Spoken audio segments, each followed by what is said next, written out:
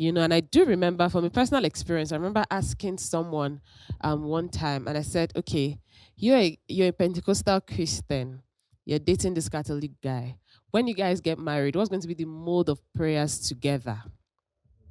When you start to, because these are the deeper questions that helps us make sound decision. And I remember she was like, oh, no, no, no, I could never go to Catholic, I'm just going to maintain my church and all of that. I said, but the institution of marriage, God's order, already puts your husband as your head. So if you get into that union, if you guys get married and he says to you, you have to join me to go to Catholic church, you would be on the wrong side if you keep going to where you're going to. Because you opened your eyes and made a choice. You weren't coerced, you weren't manipulated, your eyes were opened, you made a choice, and then inside that choice, you're not saying you're not going to submit to the order of God, yet you claim you're a believing woman, And I even went as far as saying, when you have children, where would they go? And she's like, no, they'll follow me to my church, or my children are not going to. So why are you getting married to the person?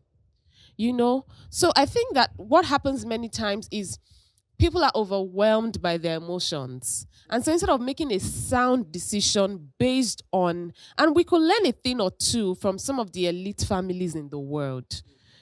They might not be Christian, but you find out that just the way Abraham said to Eliezer to go to his people to get a wife for Isaac, many elite families tell their children, you've got to marry from this family or this family or this family. There is a reason. There's something they are protecting.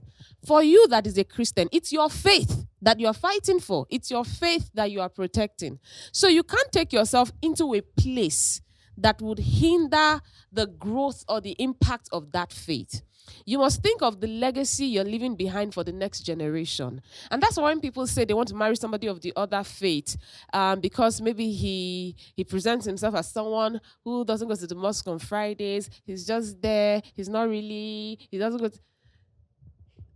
You are being overwhelmed by feelings. You must think of the bigger picture. When I eventually get into this marriage, knowing fully well the order of God, that my husband becomes my head, can I submit to him in terms of spiritual things? Can he provide the kind of leadership that I desire? Does he have the kind of walk with God that I... And the same thing applies to the man. So when you're marrying the woman, even if she's a Pentecostal Christian and you are a Pentecostal Christian too, the question would be, does she have the kind of walk with God that you desire?